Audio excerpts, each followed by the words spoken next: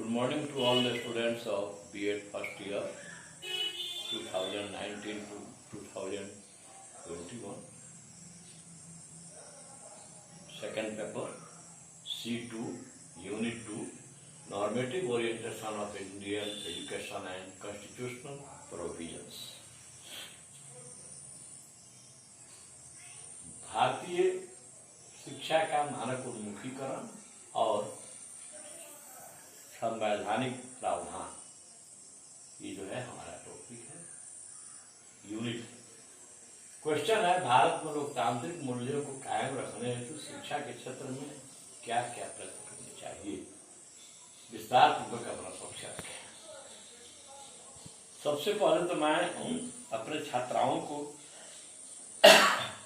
धन्यवाद देना चाहेंगे, हार्दिक धन्यवाद, जिन्होंने हमारा ध्यान इस तरफ आकृष्ट कराया।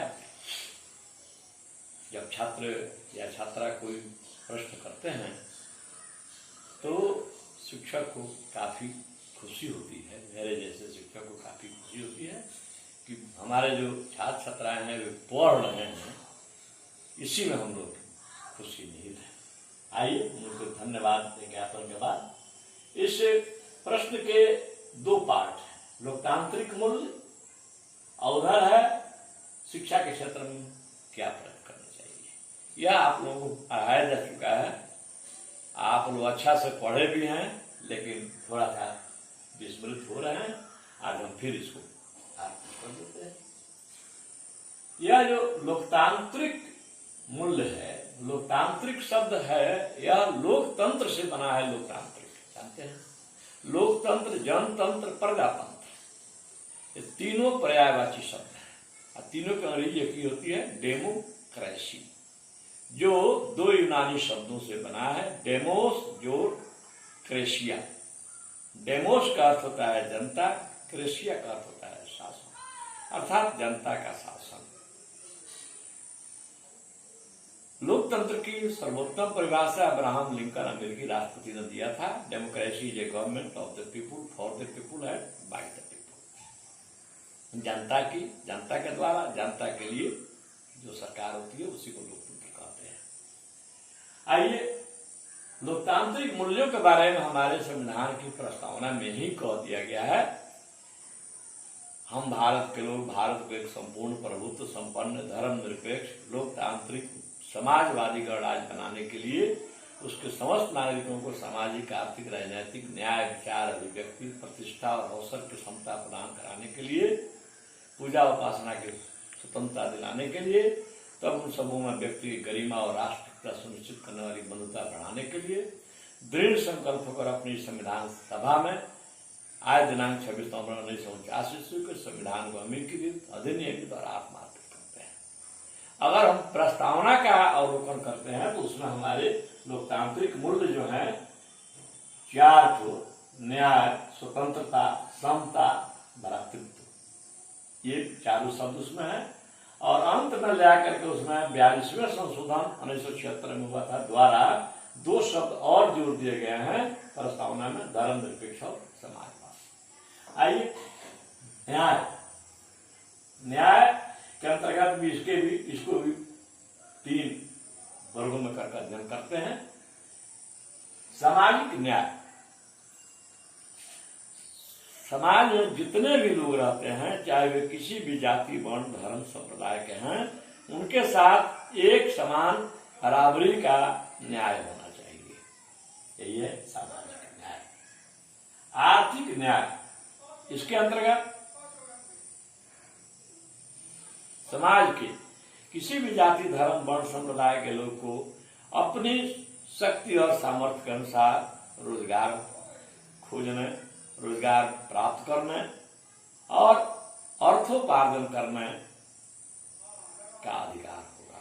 यह हमारे संविधान का उद्देश्य है। तीसरा है राजनीतिक न्याय। राज्य का, भारतीय राज्य करते हैं तो भारत की बात कर रहे हैं, और बिहार, यूपी जो है ये सूबा है, प्रांत है, दे आर नॉट स्टेट्स। तो राजनीतिक न्याय जो है इसके अंतर्गत भारत का प्रत्येक व्यक्ति जिसकी उम्र 18 18 वर्ष की पूरी जो कर चुका है उसको अपना मत देने का अधिकार है, उसको राजनीतिक रूप से अपने जिस दल को, जिस व्यक्ति के पक्ष में चाहे वह उनका प्रचार कर सकता है उचित माध्यम से। यही राजनीतिक न्याय है। आइए, स्वतंत्रता। भारतीय संविधान के 3रे अध्याय में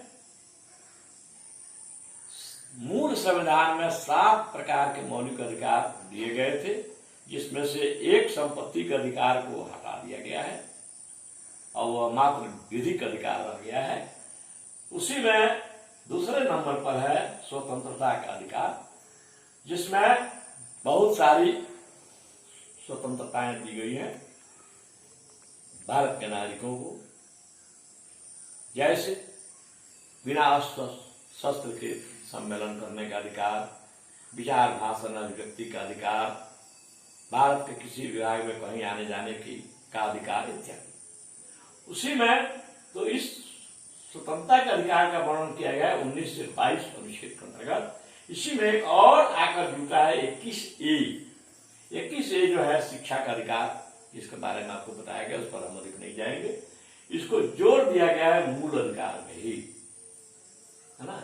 यद्यपि इसके बारे में सबको शिक्षा के बारे में राज्य के नीति निर्देशक तत्वों के अध्याय में भी जिक्र किया गया था, फिर भी इसको जाकर मूल अधिकार में 21 जो है वह जीवन जीने का अधिकार है, उसमें 21 से गलत रखा गया है। समता का अधिकार है मूल अधिकारों की सूची में ही प्रथम सीरियल पर आता है। समता का अधिकार या समानता का अधिकार, इसका वर्णन 12 से 18 के बीच में है। इसमें है कानून के समक्ष समता, कानून की नजरों में सभी नागरिक बराबर होंगे। सामाजिक समता, समाज में जितने भी लोग रहते हैं वे किसी जाति धर्म के हों, सबको एक समान अधिकार है। किसी भी नागरिक को सार्वजनिक स्थान पर मंदिर, मस्जिद, गिरजाघर में जाने से रोका नहीं जा सकता है। तीसरा, उसमें है आर्थिक समता, प्रत्येक आदमी को अपनी शक्ति और सामर्थ्य के अनुसार रोजगार खोजने, आर्थिक रूप से सुदृढ़ होने का मौका मिलेगा। तो यह है समता का अधिकार 12 से 18। उसी में अस्पृश्यता का अंत है, छुआछूत, अवसरों की समता है, सबको एक समान अवसर मिलेंगे आगे बढ़ने के लिए। इसी में एक और आकर के आप लोगों को पढ़ाए हैं इकाई 5 में शैक्षिक अवसरों की समानता, आप लोगों को याद होगा, ये भी समता के अंतर्गत आता है। उसके बाद है भ्रातृत्व। समाज में जितने भी लोग रहते हैं वे किसी जाति, धर्म, वर्ण, संप्रदाय के क्यों ना हो, सब आपस में भाई हैं, सब एक ही भारत माता की संतान है। इसीलिए यह भाईचारे की भावना जो है इसी को कहते हैं भ्रातृत्व। यह आपसी प्रेम, सौहार्द, सहयोग पर निर्भर है। इसका उद्देश्य है भारत को कल्याणकारी राज्य की ओर ले जाना, जिसमें सब लोगों का विकास। अब है 2 शब्द जुड़े गए हैं, धर्मनिरपेक्ष और समाजवाद। धर्मनिरपेक्ष का अर्थ होता है राज्य का धर्म के मामले में पूर्णतः तटस्थ होना। राज्य की नजरों में कोई भी धर्म विशेष स्थान नहीं रखता, उसकी नजरों में सभी धर्म बराबर है। और राज्य द्वारा संचालित किसी भी शैक्षिक संस्थान में किसी भी धर्म विशेष की शिक्षा नहीं दी है। यही है धर्मनिरपेक्ष। उधर है समाजवाद, यहाँ पर कोई व्यक्तिवाद नहीं होगा, इसका उद्देश्य होगा समाज के सभी लोगों का विकास। जिस प्रकार सूरज की रोशनी, आसमान से होने वाली वर्षा बिना भेदभाव के सबके खेतों में एक समान मिलती है, उसी प्रकार समाज के सब लोगों को राज्य की ओर से विकसित होने का पूर्ण अवसर दिया जाएगा। आइए, शिक्षा के क्षेत्र में वांछित एवं प्रभावी प्रयत्न क्या क्या हो सकते हैं।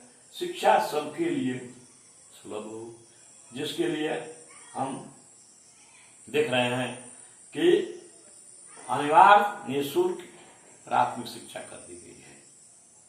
सबको अनिवार्य निःशुल्क शिक्षा मिल भी रही है। अभी भी जो विद्यालय में नामांकित नहीं है बच्चे, उनको ले करके विद्यालय में नामांकित कराया जा रहा है, तो उनको ले करके विद्यालय में नामांकित कराना।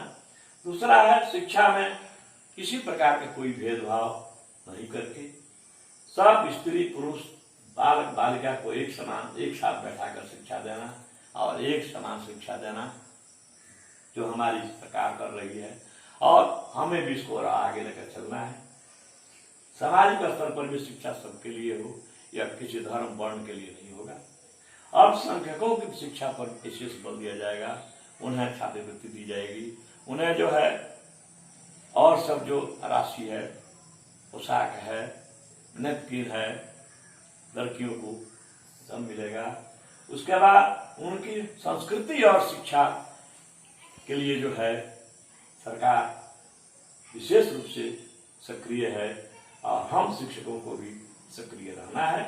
अनुसूचित जाति जनजाति की शिक्षा हेतु विशेष प्रयास, ये जो है ये समाज के पिछड़े हुए वर्ग हैं, कमजोर वर्ग हैं, इनको भी जो है इनकी जहाँ जहाँ बहुलता है वहाँ पर हरिजन छात्रावास खोला जाए, आदिवासी छात्रावास खोला जाएगा, है ना। उसमें जो है सभी छात्र छात्राओं को जो उसमें रहेंगे उनके लिए निःशुल्क बोर्डिंग की व्यवस्था होगी, निःशुल्क शिक्षा होगा। उसमें जो शिक्षक पढ़ाएंगे उनके लिए विशेष बोनस दिया जाएगा।